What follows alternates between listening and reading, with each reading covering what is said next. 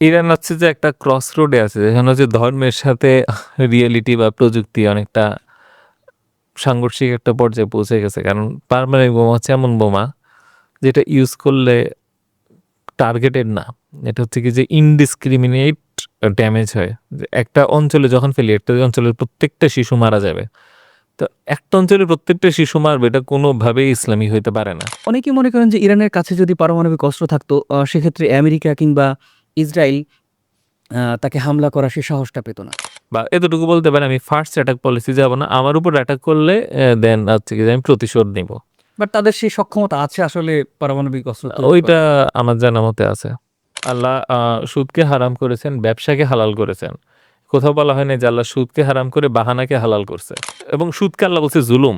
তার মানে একই প্রভাব যদি আমি এখানের মধ্যে দিয়ে চালু রেখে হালাল করতে হয়, তাহলে জুলুমকেই আগে হালাল হইতে হবে।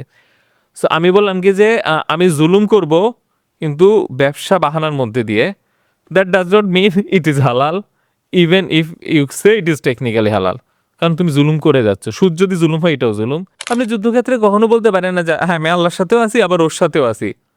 আপনি কি বলতে পারেন আল্লাহ বললো ওর সাথে আমার যুদ্ধ, আপনি বলেন না আমি ওরও বন্ধু, ওর সাথে মিলেমিশে আমাকে চলতে হবে, আবার আল্লাহর সাথে? এটা কিন্তু হয় না।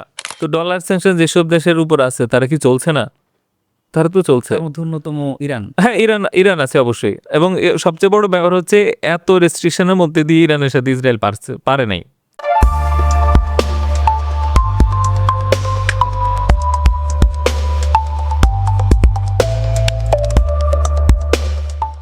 সুপ্রিয় দর্শক, আসসালামু আলাইকুম। ইরান রেডিও বাংলার নিয়মিত আয়োজন মুখোমুখি অনুষ্ঠানে আপনাদের প্রত্যেককে স্বাগত জানাচ্ছি। আমি শাহাদাত হোসেন। প্রিয় দর্শক, আজ আমরা কথা বলবো বাংলাদেশের অত্যন্ত পরিচিত একজন তরুণ অর্থনীতিবিদ এবং আন্তর্জাতিক বিশ্লেষক জনাব মোহাইমিন পাটোয়ারির সঙ্গে। জনাব পাটোয়ারি, আপনাকে স্বাগত জানাচ্ছি আমাদের অনুষ্ঠানে। ধন্যবাদ। কেমন আছেন? জি, আলহামদুলিল্লাহ বেশ ভালো আছে। আমরা একটা পর্বে আপনাকে পেয়েছিলাম এবং আজকে দ্বিতীয়বারের মতো আমরা আপনাকে পেয়েছি। ইরান এবং ইসরায়েলের মধ্যে যে যুদ্ধটা হয়েছিল, সেই সময়টাতে আমরা দেখেছি আমেরিকার প্রেসিডেন্ট ট্রাম্প বলেছিলেন যে তিনি এই হামলার সাথে জড়িত না। কিন্তু কয়েকদিন আগে তিনি বলেছেন যে এই হামলা তিনি চালিয়েছেন, অপারেট করেছেন। এই যে দ্বিচারিতা, বিষয়টাকে নিয়ে আপনার মূল্যায়ন জানতে চাই। ট্রাম্পের স্বভাব যা, সে তাই করেছে। এখন এটা নিয়ে আসলে আমি কি বলবো? এখন মানে ট্রাম্পের স্বভাবটা যদি আপনি গত মানে ৮ বছর ধরে যা যা করেছে, এটা তার হচ্ছে কি যে ডিপ্লোম্যাটিক একটা টুল। সো কেউ যদি এটাকে টুল হিসেবে ইউজ করে নিজের দেশের জন্য উপকারের জন্য কাজে লাগে, অ্যাটলিস্ট আমি বলি ভাই সে তার দেশের জন্য ভালো করার চেষ্টা করছে। আমি আমার দেশে এরকম লিডার হইলে তো আমি আপত্তি করতাম না।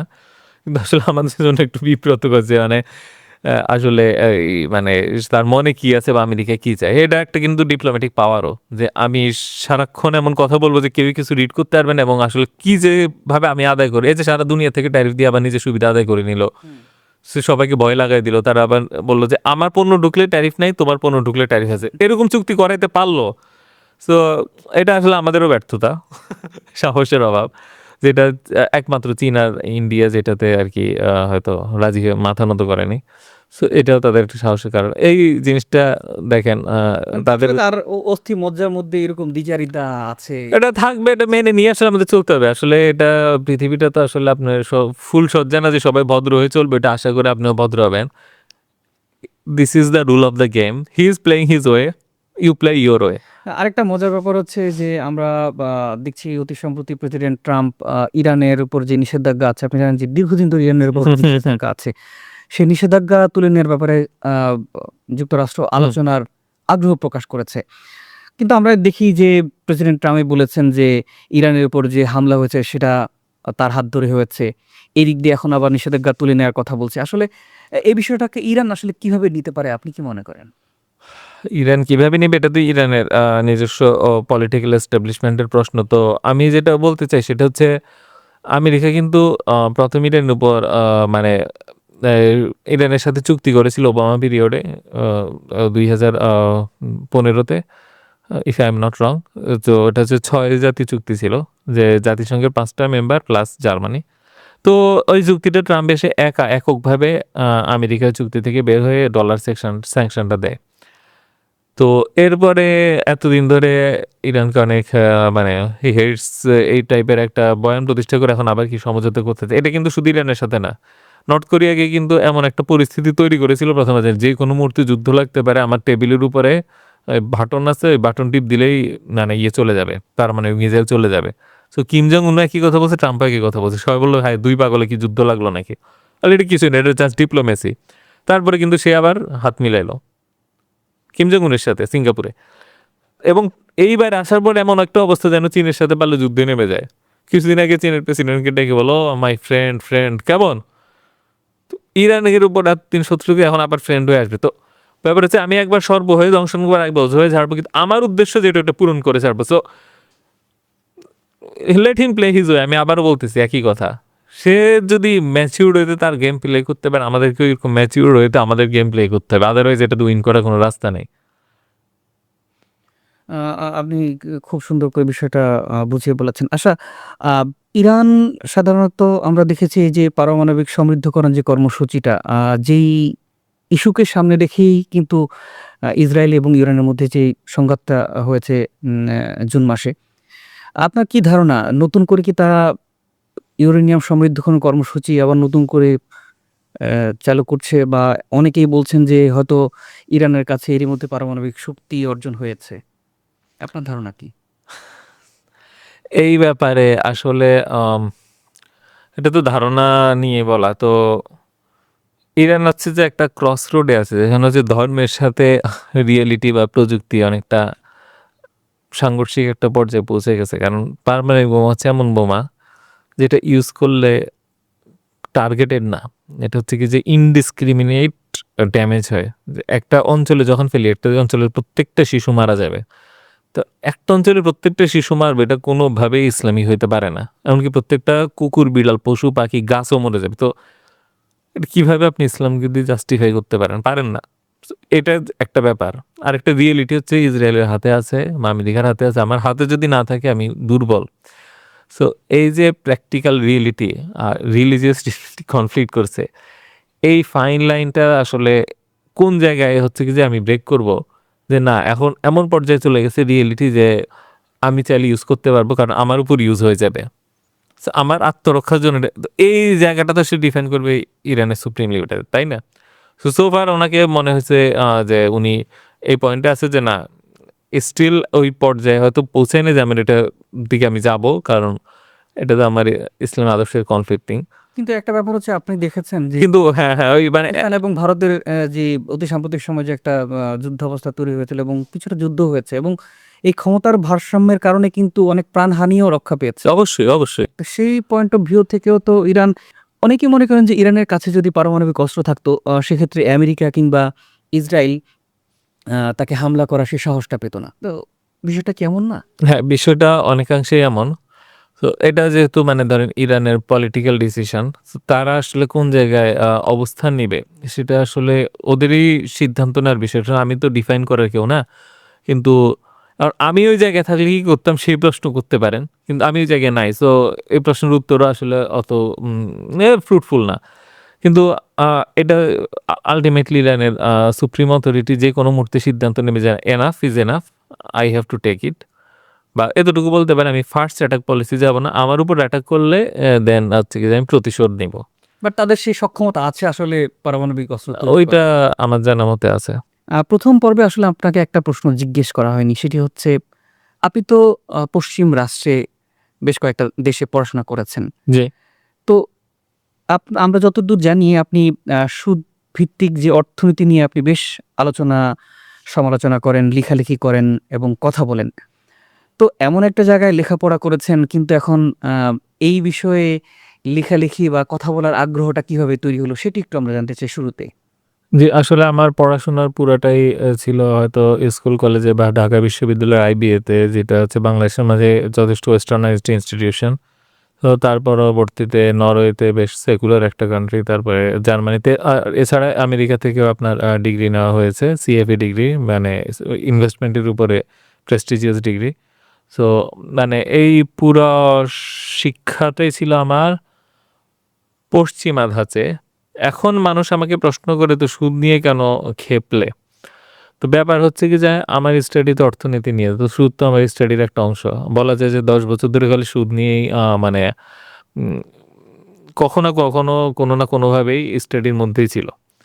তো এত পড়াশোনা করলাম সুদ নিয়ে, অর্থনীতি নিয়ে এত কিছু, মানে 10 বছর শুধুমাত্র ফাইন্যান্সের উপরে যখন পড়াশোনা হয়ে যাচ্ছিল, তো তখন আমাকে আমার নরওয়ের বা জার্মানির কিছু খ্রিস্টান ফ্রেন্ড ছিল বা অন্যান্য ইয়েরা, যারাই হোক, ইসলাম নিয়ে জানতে গিয়ে বললো যে আসলে সুদটা নিয়ে সমস্যা কোথায়।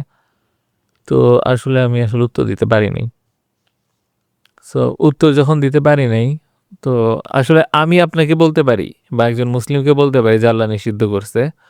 So একজন অমুসলিম যখন আমাকে প্রশ্ন করে সুদের সমস্যা কোথায়, এটার উত্তর যখন দিতে পারি না, সেটা নিজের জন্য বেশ ইনসাল্টিং এর জন্য যে আমি 10 বছর ধরে পড়াশোনা করে ফাইন্যান্স এক্সপার্ট হিসেবে অলরেডি সার্টিফাইড। আমি যদি এই বিষয়ে এক্সপার্ট সার্টিফাইড হই, আবার ইসলামে বিশ্বাসও করি, তাহলে কেন এটা কোনো ক্ষতিকর দিক আমি জানি না, বা এটা আদৌ ক্ষতিকর দিক আছে কি না সেটা নিয়েও আমি তাদেরকে কোনো সুন্দরভাবে উত্তর দিতে পারছি না। তো এই জায়গাটা ছিল কি যে অত্যন্ত বড় একটা আইডেন্টিটি ক্রাইসিসের জায়গা, এবং অত্যন্ত বড় একটা মানে নিজেকে প্রশ্ন করার জায়গা যে আসলে কি আমি ফাইন্যান্স বিষয়ে জানি নাকি আসলে সুদ খারাপই না। সো এইটা একটা মানে পর্যায়ে পৌঁছে যায় যেখানে আসলে নিউট্রাল থাকার ওইভাবে জায়গা থাকে না। তো সেই জায়গাটাতে আসলে একটু উত্তরটা খোঁজা শুরু করি। তার আগেও খুঁজেছি অনেক, কিন্তু আসলে অনেক সমস্যা নিয়ে বলতে পারি বর্তমান অর্থব্যবস্থার, বর্তমান মুদ্রা ব্যবস্থার, বর্তমান ব্যাংকিং এর, কিন্তু এক্স্যাক্টলি স্পেসিফিকলি সুদ কেন খারাপ এটার রিয়েল পাওয়ারফুল যে অ্যান্সারটা মানে ওইটা ছিল না।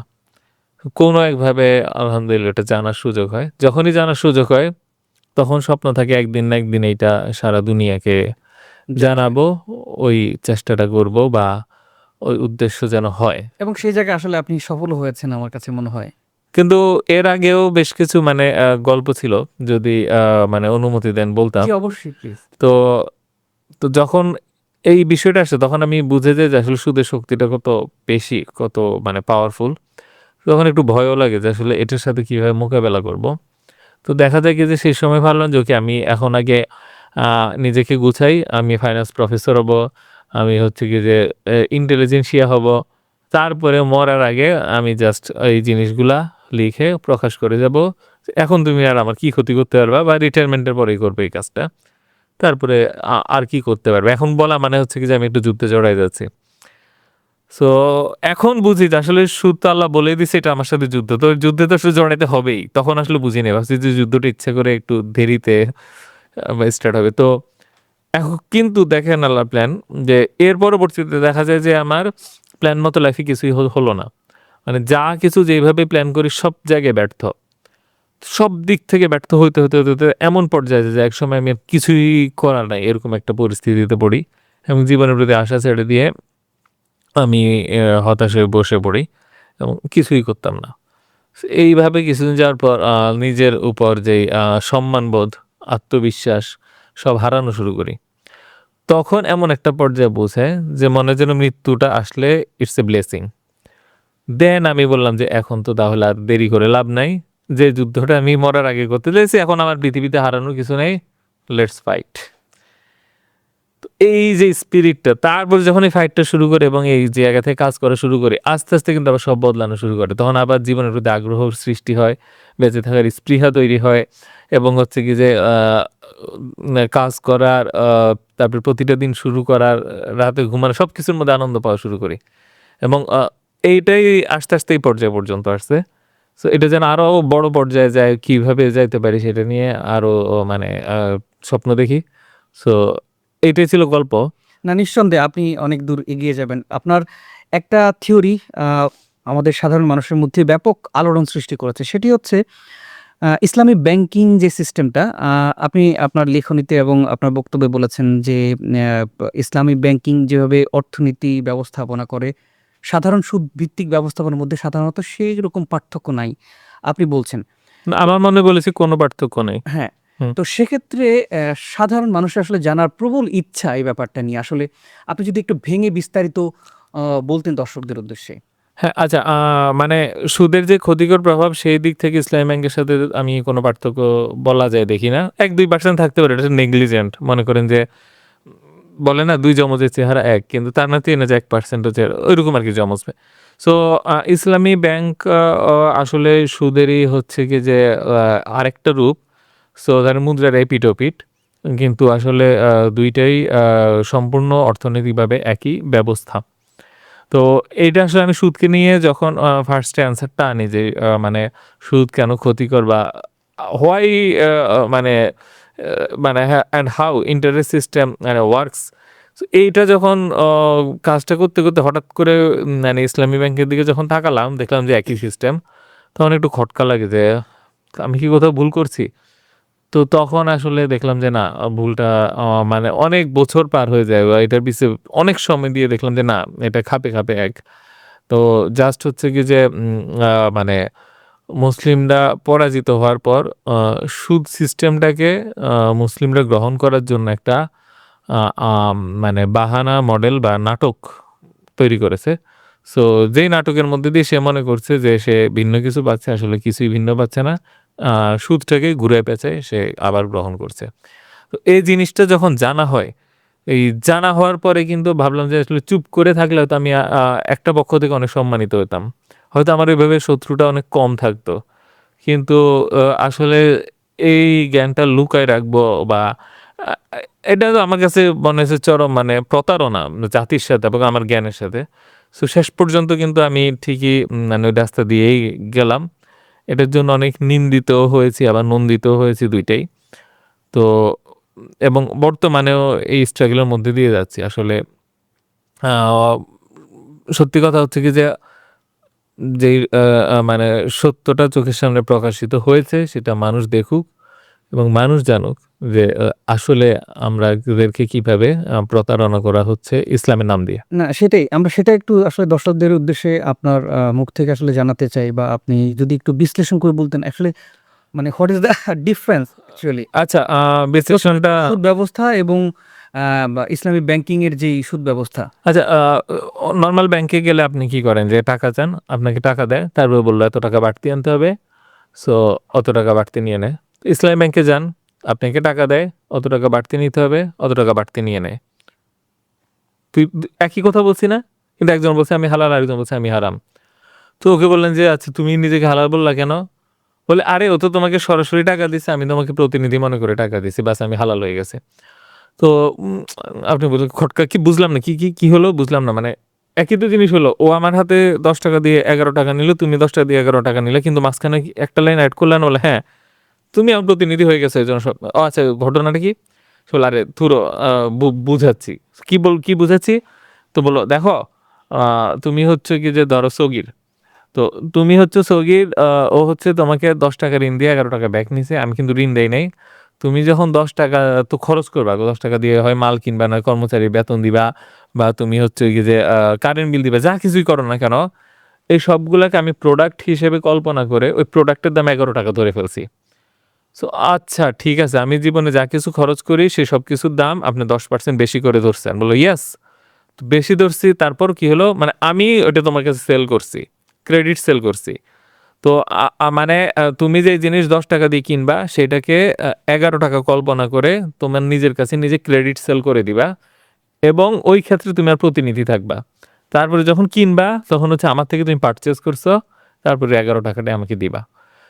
সো সে কি করল? ৪-৫ লাইন একটু বাড়তি বলল। তো রাসূল সাল্লাল্লাহু আলাইহি ওয়াসাল্লাম কিন্তু চাইলেই এই ৪-৫ লাইন বাড়তি বলে মক্কার সুদে জর্জরিত যে মানে মক্কা জনগোষ্ঠী জনগোষ্ঠী ছিল তাদেরকে সুদমুক্ত করে ফেলতে পারত। এটার জন্য কিন্তু যুদ্ধ করতে লাগে না। এক লাইন বলার জন্য কি যুদ্ধ করতে হয়? তো এখন আরেক গ্রুপ আছে। তো ওরা বলল কি যে, "না, ইসলামী ব্যাংক তো একটু বেশি খারাপ। আমরা একটু বেটার ভার্সন।" তো এর বেটার ভার্সন কি? তো সে বলল, "আচ্ছা ঠিক আছে। তুমি ওর হাতে সরাসরি না টাকা দিয়ে এর হাতে দাও।" সো আমি হচ্ছে কি যে থার্ড পার্টি আনলাম। থার্ড পার্টি আনলাম কেন? একই কাজকে হালাল করার জন্য। সো তখন আমি বললাম কি যে, "আচ্ছা এক কাজ করি। এই আমার হচ্ছে কর্মচারী আছে। কর্মচারী হচ্ছে কি যে আপনার হচ্ছে কি যে মধু। তো মধুকে ৳১০ দিয়ে বললাম, "মধু তুমি যে ব্যবসায়ীকে ৳১০ ধরাই দিয়ে বলবা এর কাছে ৳১১ মাল বেচ।" আসলে মালের দাম কিন্তু ৳১০ ই। সো কৃত্রিমভাবে সে একটা দাম ধরে দিছে। কৃত্রিমভাবে দাম ধরে দিয়ে আপনার কাছে বিক্রি করায়, তারপর ওই টাকাটা আপনার থেকে ব্যাক করছে এবং এই যে দাম ধরাবে, দাম কত পার্সেন্ট হবে যেটা সুদের হারের সমান। সো আপনাকে সুদের হারের সমান করে দাম ধরাই দিয়ে একটা কাল্পনিক ব্যবসা ট্রানজ্যাকশন করছে, যেটা কিন্তু অ্যাকচুয়াল ব্যবসা ট্রানজ্যাকশন হয়ই নাই। পুরাটা হচ্ছে ঋণের ট্রানজ্যাকশন, ব্যবসার মধ্য দিয়ে সে একটা নাটক সাজাইছে। এই নাটকের মধ্যে দিয়ে বলতেছে সবকিছু হালাল হয়ে গেছে, কিন্তু যেখানে ইহুদি জাতি কিন্তু একই কাজ করছে। তো আল্লাহ ইহুদি জাতিকে বলছে যে তোমরা শনিবার মাছ ধরো না। আল্লাহ কিন্তু কোথাও বলে না তুমি শনিবার বাদ দিও না। তো ইহুদি জাতি বলে আমরা শনিবার বাদ দিব, আল্লাহর আইনে হালাল। তারপরে মাছগুলোকে আটকাইছে, আটকানোর পর রবিবারে ধরছে। রবিবারে ধরে বলছে আল্লাহ তো বলেন রবিবারে মাছ ধরা নিষেধ, আল্লাহর আইনে হালাল। সো বাস আমি বাইপাস করে দিছি, আমরা হালাল হয়ে গেছি। আল্লাহ এদেরকে বলছে তুমি নিকৃষ্ট মানব হয়ে যাও। ইহুদি যেতে আবার আরেকটা এরকম কাজ করছে। আল্লাহ বলছে গরুর বা যেটা হোক চর্বি চর্বি বিক্রি করা আর কি নিষেধ। তো ওরা বললো আচ্ছা চর্বি বিক্রি করা নিষেধ, তেল বিক্রি করা নিষেধ, এমন তো কোথাও বলে নাই। চর্বিটাকে গলাইছে, আগুনের উত্তাপে গলায় ওই তেলটা বিক্রি করছে। তো এর জন্য কিন্তু অভিশাপের শিকার হয়েছে। তো ঠিক একই কাজ আমরা কি করতেছি, আল্লাহ বলছে সুদ হারাম কিন্তু ব্যবসা হালাল। ওকে, সো আমরা কি করলাম, ব্যবসার একটা বাহানা করলাম। হ্যাঁ, বাহানা কি করলাম যে আচ্ছা এই এত দাম, মানে আমি 10 টাকা দিয়ে 12 টাকা নিব। সো 10 টাকার প্রোডাক্ট ইচ্ছা করে 12 টাকা ধরে একটা কাল্পনিক একটা ব্যবসা নাটক সাজায়, ওইটার মধ্যে দিয়ে একই ঘটনা ঘটায়। আবার বলতেছে হ্যাঁ আল্লাহ দেখছো হালাল করে ফেলছে, দেখছো আল্লাহ হালাল করে ফেলছে। মানে উই আর মানে প্লেইং ড্রামা উইথ গড। কেমন মানে এই জিনিসটা কিন্তু সাহাবীরা চাইলেই করতে পারতো, কিংবা যে কোনো খলিফা করতে পারতো। দেখেন ব্যাংকিং ব্যবস্থা কিন্তু 50 বছর পুরান না, 500 বছর পুরান। এবং ব্যাংকিং ব্যবস্থা ইটালিতে হয়েছে, যেটা হচ্ছে একদম অটোমানদের একদম পাশে, মানসমানিয়ানদের একদম পাশের দেশ। 500 বছর ধরে কেউ এগুলো করে নাই। যে মুহূর্তে মুসলিমরা সব দিক থেকে পরাজিত হয়েছে সারা দুনিয়ায়, তো তারা খিলাফত হারাইছে, তারা ইসরায়েলের কাছে 6 দিনের যুদ্ধে পরাজিত হয়েছে, তারা পেট্রো ডলার চুক্তি করছে, ওআইসিও ব্যর্থ হয়েছে। তারপরে সে বলল এবার আমরা ঘুরে ফিরে সুদটাকে খাওয়ার চেষ্টা করি। সো এই যে ঘুরে ফিরে একই জিনিস ঘটাচ্ছি, সো সুদের যতগুলা খারাপ প্রভাব আছে প্রত্যেকটা প্রভাব এখানেই আছে। এবং সুদকে আল্লাহ বলছে জুলুম। তার মানে একই প্রভাব যদি আমি এখানের মধ্যে দিয়ে চালু রেখে হালাল করতে হয়, তাহলে জুলুমকেই আগে হালাল হইতে হবে। সো আমি বললাম কি যে আমি জুলুম করব কিন্তু ব্যবসা বাহানার মধ্যে দিয়ে। That does not mean it is halal, even if you say it is technically halal. কারণ তুমি জুলুম করে যাচ্ছ। সুদ যদি জুলুম হয় এটাও জুলুম, কারণ দুইটার অর্থনৈতিক প্রভাব এক, এটা প্রত্যেকে স্বীকার করবে। অর্থনৈতিক প্রভাব এক, খালি প্রক্রিয়া ভিন্নর কারণে আমি হালাল হয়ে গেছি। সো অর্থনৈতিক প্রভাব যদি এক হয়, আল্লাহ যদি এটাকে জুলুম বলে, এটাও জুলুম। তো জুলুমকে আগে হালাল হইতে হবে। তো জুলুম হালাল করো, তারপর আসো কথা বলতে। এই যে জিনিসগুলো আজকে যদি বাংলাদেশের প্রত্যেকটা ব্যাংক ইসলামী হয়ে যায়, বাংলাদেশের যে অর্থ ব্যবস্থা কিচ্ছু চেঞ্জ হবে না, একই থাকবে। এটা আপনিও বুঝেন, আমি বুঝছি। তো তাহলে কেমনে আল্লাহর সাথে কিসের যুদ্ধ হইলো? এবং আপনি যদি একটা ব্যাংকে যান, ডান পাশের চেয়ারে বা ইয়েতে হচ্ছে ইসলামী, বাম পাশে নন ইসলামী আছে। আবার যদি চাই যে না তুমি যেহেতু আমাদের এভাবে পছন্দ করো না, আমরা পুরো আলাদা একটা ইসলামী ব্রাঞ্চ খুলি। অনেকে আছে এখন আবার নতুন করে ইসলামী ফাইন্যান্সের নামে ছোট ছোট ইনস্টিটিউট করে একই ধরনের বাহানা মডেল করতেছে। তো এই যেগুলো করতেছে, তো আলটিমেটলি কিন্তু সুদের যে ইয়েটা, মানে সম্পদ পুঞ্জীভূত বৈষম্য সৃষ্টি, দেউলিয়াত্ব এবং হচ্ছে কি যে জুলুম, যেটা যে অর্থনৈতিক যে ইয়েটা, মুদ্রার যে চক্রটা, সব সব কিছু একই রেখে তারপরে বলতেছে এটা হালাল হয়ে গেছে। কিন্তু একটা প্রশ্ন হচ্ছে এখন আধুনিক ব্যবস্থাপনায় প্রত্যেকটা মানুষ, আপনি বলেন যে আসলে ব্যাংকিং ছাড়া তো আসলে কোনো ধরনের উপায় নেই। আমাদের জীবনের সবকিছুই আসলে এই সুদ ভিত্তিক অর্থনীতিটা চক্রাকারেই ঘটছে। তো সেক্ষেত্রে যারা আসলে এই সুদ মুক্ত থাকতে চায় তাদের উপায়টা কি? আহ, আপনি ব্যাংকিং বলতে যদি আপনি বলেন যে ফাইন্যান্সিয়াল সার্ভিসেস, তো সব তো আসলে সুদ না। আপনি ব্যাংকে টাকা পাঠাবেন এক জায়গা থেকে আরেক জায়গায়, এটা কিন্তু সুদ না। আপনি মানি ট্রান্সফার করছেন, আপনি বিদেশের থেকে বিদেশে রেমিটেন্স আনতেছেন, এটাও কেউ বলে না যে সুদ। আপনি হচ্ছেন কি যে বিভিন্ন পেমেন্ট করতেছেন, ডকুমেন্ট খুলতেছেন লকারে, ব্যাংকিং কিন্তু অনেক ফাইন্যান্সিয়াল সার্ভিস দেয়। আমি কিন্তু বলি নাই যে ফাইন্যান্সিয়াল সার্ভিস থেকে দূরে থাকতে হবে। যে ওখানে হচ্ছে কি যে আপনি হচ্ছেন কি যে Saving সুদ, বা হ্যাঁ ঋণ দিয়ে, যেখানে হচ্ছে কি যে ইয়েটা সেভিংস আমরা যেটা বলি, আসলে ঋণে দিই ব্যাংককে, ব্যাংককে আমি ঋণ দিই, সেই জন্যই সুদ দেয় আর কি আমাকে। সো এই জিনিসগুলোর জায়গায় সলিউশন আনাটা মানে এই না যে আমি ওভারঅল ফাইন্যান্সিয়াল সিস্টেম এবং ব্যাংকিং খাতকে উড়াই দিচ্ছি।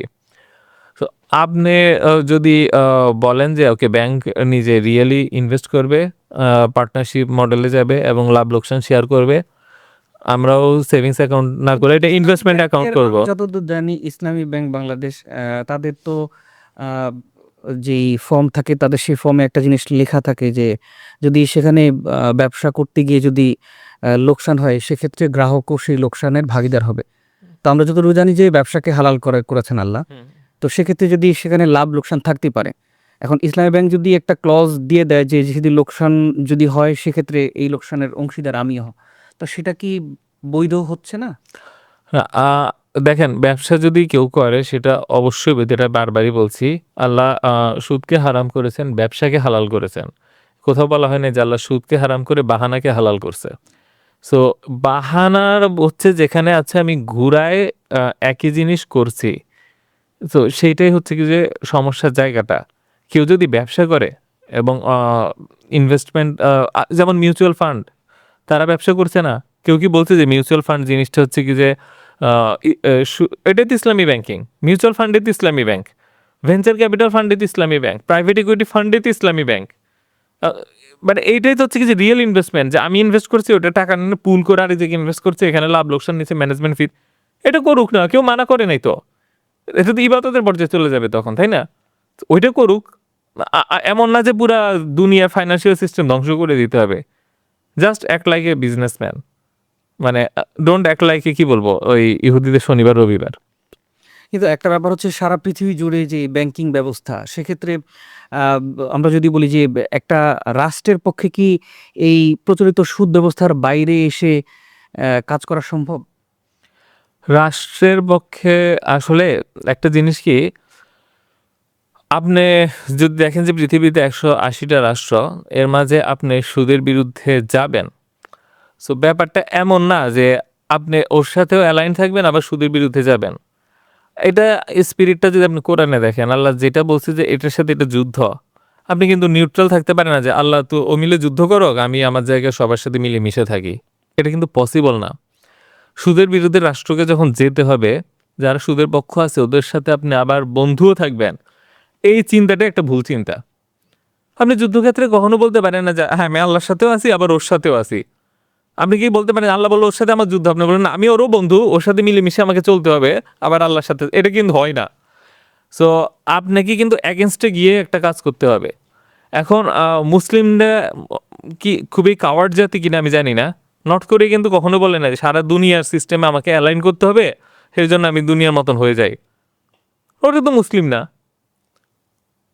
মুসলিম জাতির কি সমস্যা যে মানে সে সুদের বিরুদ্ধে যুদ্ধে যেতে ভয় পাচ্ছে, সে বিশ্বাস করতেছে না যে আল্লাহ তার সাথে আছে নাকি? আমি যদি বলি যে আচ্ছা সারা দুনিয়া সব দেশ আমার বিরুদ্ধে আছে কিন্তু আল্লাহ আমার সাথে আছে, আমি তো পারবো না। ইমান ইমান নিয়ে প্রশ্ন কিন্তু এটা, যে যেহেতু সারা দুনিয়া সুদের সাথে চলতেছে তা আমি সুদের সাথে পারবো না, এটার সাথে অ্যালাইন করি। হোয়াট, মানে বুঝে গেল সমস্যাটা কোন জায়গায় এই চিন্তা এই প্রশ্নে। সো আল্লাহ আমার সাথে আছে, আমি আর আল্লাহ মিলে একসাথে যুদ্ধ করতেছি, সারা দুনিয়া তো পারবে না আমার সাথে। এই চিন্তাটা কিন্তু কোনো মুসলিমের কাছ থেকে আমি পাই না যখন রাষ্ট্র নিয়ে করছেন আসে কি ব্যক্তি নিয়ে করছেন আসে। সবাই বলে আচ্ছা যেহেতু আমরা পারবো না সুদের বিরুদ্ধে যুদ্ধে, সুদকে মেনে নিত। ম্যান মানে যেই কথা কিউবা বলে না, যেই কথা নর্থ কোরিয়া বলে না, যেই কথা হচ্ছে কি যে আপনার একটা মানে আফগানিস্তান বলে না, তুমি মুসলিম হয়ে যদি আল্লাহ যেখানে বলতেছে এটা মানে আমি এটার বিরুদ্ধে যুদ্ধ, মানে আল্লাহ তার সাথে থাকবো, আমি আগাতে পারছি না। তো মানে এটা এটা এটা তো আসলে এই ধরনের প্রশ্ন আসলে মানে আমি মনে করি যে আসলে সিরিয়াস মানে আইডেন্টিটি ক্রাইসিস এবং ইমানের ক্রাইসিসও। তো মানে আপনি সত্যি চমৎকার করে বলেছেন। তবে আমরা গত পর্বে যখন আপনার সাথে কথা বলছিলাম তখন আপনি চমৎকার একটা বিষয় বলেছিলেন। আমরা একটু অর্থনৈতিক বিষয়ে যেহেতু কথা বলছি আমরা ইরানের প্রসঙ্গটা একটু টেনে নিয়ে আসছি। তখন আপনি বলেছিলেন যে গেল ১০ বছর ধরে ইরান ডলার সিস্টেমের মধ্যে আন্তর্জাতিক যে লেনদেন সেটি করছে না। তাদের করতে দিচ্ছে না। করতে দিচ্ছে না বা তাদের নেই। তো সেক্ষেত্রে একটা দেশের অর্থনীতি তাইলে কিভাবে চলছে এখন? জি, একটা ভালো উদাহরণ দিলেন যে আসলে কথার কথা সুদের এগেইনস্টে গেলে কি হবে, ডলার স্যাংশন আসতে পারে। এটাই তো মানে সবচেয়ে বড় ভয়। প্রশ্ন। তো ডলার স্যাংশন যেসব দেশের উপর আছে তারা কি চলছে না? তারা তো চলছে। তার মধ্যে অন্যতম ইরান। হ্যাঁ, ইরান আছে অবশ্যই। এবং সবচেয়ে বড় ব্যাপার হচ্ছে এত রেস্ট্রিকশনের মধ্যে দিয়ে ইরানের সাথে ইসরায়েল পারে নাই। জানি না ভবিষ্যতে কি হয়, কিন্তু লেটেস্ট হচ্ছে যে ইসরায়েলকে আমেরিকা এতগুলা থার্ড দিছে যে আমেরিকার নিজের সিকিউরিটি কনসার্ন ক্রিয়েট হয়েছে যে এতগুলা থার্ড মিসাইল দিয়ে কেন ইসরায়েলকে সাহায্য করছে।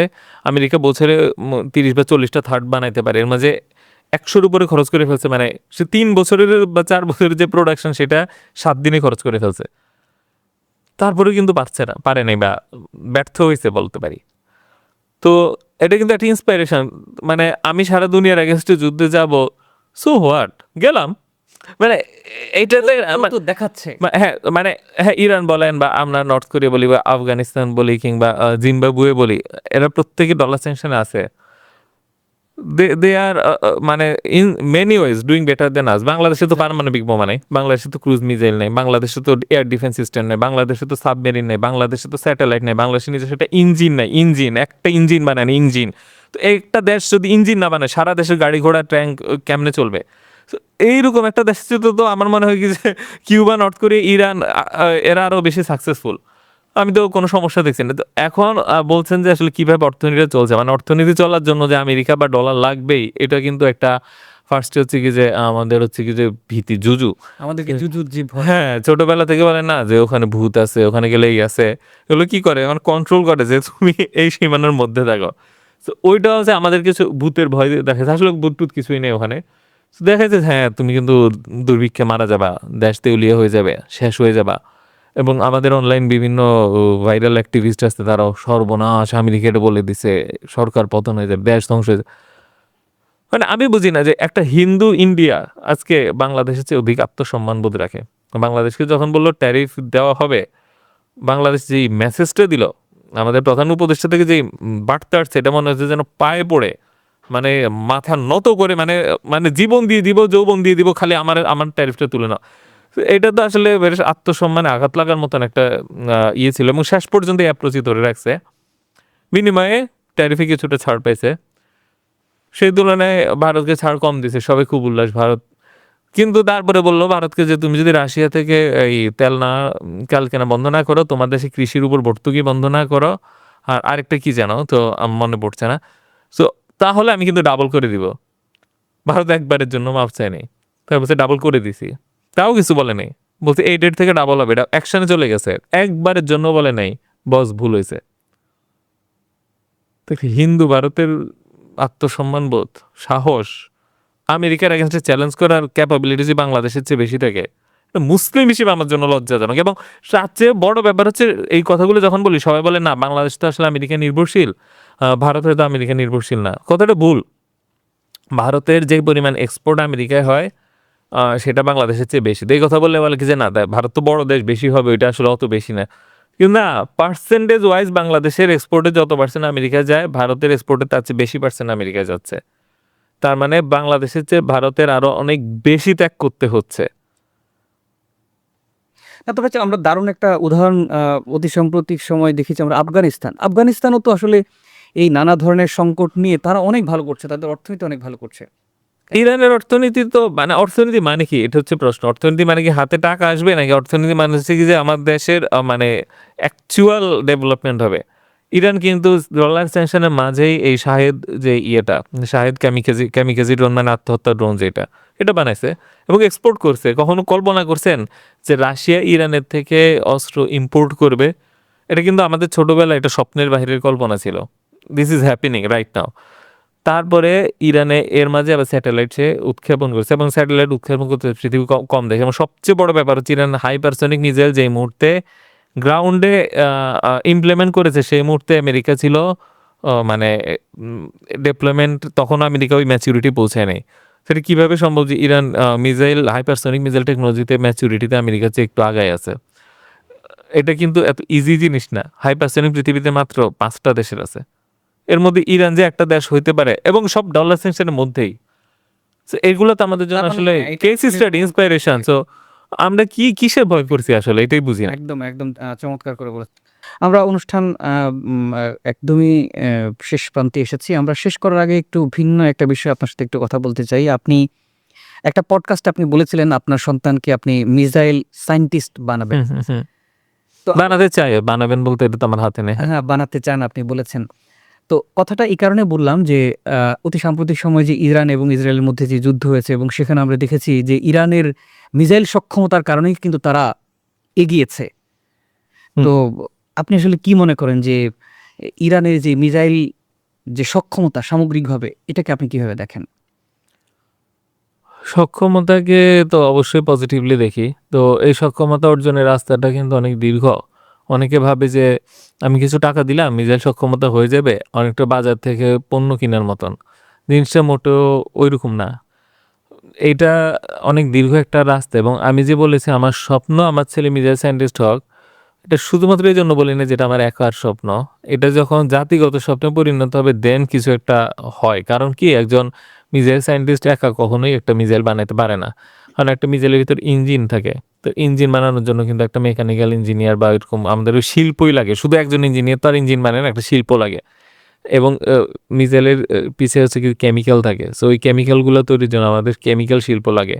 মিসাইলের উপরে যে কোটিং থাকে, ওই কোটিংয়ের জন্য আমার হচ্ছে কি যে ম্যাটেরিয়াল সায়েন্স ওই পর্যায়ে যেতে হবে এবং মিসাইল কীভাবে যাবে ওইটার জন্য এরোডাইনামিক্স প্রয়োজন এবং মিসাইলের সাথে যে সিগন্যাল প্রসেসিং, যে কোন পর্যায়ে আছে, কোনখানে কি হচ্ছে, রাডার, এসব কিছুর জন্য ওই সিগন্যাল সফটওয়্যার এইসব কিছু উন্নয়ন হতে হয়।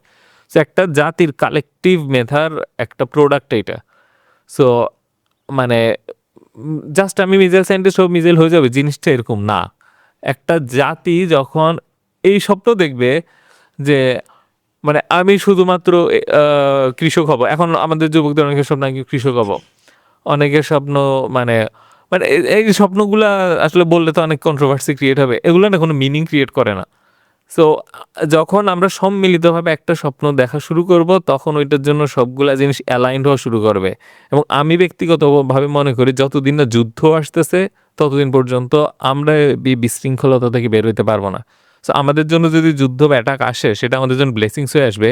সেদিন জাতির সমস্ত মেধাগুলা সব একত্র হয়ে এক ফোর্সে ইউজ হওয়া শুরু করবে, যেটা আমরা খুব ক্ষণকালের জন্য দেখছিলাম যে 24-এ প্রত্যেকের মেধা, প্রত্যেকের শক্তি, অর্থ এক বিন্দুতে আসা তো তখন কিন্তু জাতি যেই ফোর্সটা পাইছে এটা যখন একটা দীর্ঘমেয়াদী যুদ্ধে 8-10 বছর ধরে তৈরি হয়ে যাবে তখন দেখবেন যে এই জাতি সবই বানাতে পারতেছে ইনশাল্লাহ। ইঞ্জিনও বানাচ্ছে, আমার কোটিংও তৈরি হয়ে গেছে, আমার এই সাপ্লাই হয়ে গেছে, আমার খুব বাঘা বাঘা জেনারেল শক্তিশালী হচ্ছে কি যে আর্মি তৈরি হয়ে গেছে। এখন হচ্ছে কি যে কাগজের পুতুলের মতন কিছু জেনারেল আছে সব জোরে পড়বে, কারণ জানে যে যুদ্ধের মধ্যে এসে যে হাঁটু কাঁপবে এবং যে বীর সে অটো উঠে যাবে। তো এই যে জাতির যে একটা ক্লিনজিং প্রসেস এবং গুপ্তচর থেকে মুক্তি পাওয়া এবং ন্যাশনাল ইউনিটি ক্রিয়েট হয় এবং ন্যাশনাল স্ট্রেংথ তৈরি হয়, এই সব কিছু জন্য আমাদের স্যাংশন বলেন, যুদ্ধ বলেন, এগুলো নেসেসারি। এবং ওই যে সুদের প্রশ্ন আসছেন, এই প্রশ্ন আসছেন, এক হয়ে যাচ্ছে। আমরা ডিল করব না, শক্তির সাথে মোকাবেলা করব না, সব জায়গায় বন্ধু নিউট্রালে থাকবো, আবার আশা করবো আমার উন্নতি হবে, এটা হয় না, এটা হয় না। একেবারে খুবই চমৎকার করে আপনি বুঝিয়ে বলেছেন আমাদের পুরো অনুষ্ঠানে। আমি আপনাকে অনেক অনেক ধন্যবাদ জানাচ্ছি, কৃতজ্ঞ জানাচ্ছি আমাদের অনুষ্ঠানে আসার জন্য। ধন্যবাদ আপনাকেও এখানে আমন্ত্রণ জানানোর জন্য। আশা করি দর্শকরা উপকৃত হবে ইনশাল্লাহ। সুপ্রিয় দর্শক, আজ শেষ করছি। ভালো থাকুন, সুস্থ থাকুন। দেখা হবে পরবর্তী পর্বে অন্য কোনো বিশেষ অতিথির সাথে। আর আন্তরিক অনুরোধ চ্যানেলটি সাবস্ক্রাইব করে আমাদের পাশেই থাকুন।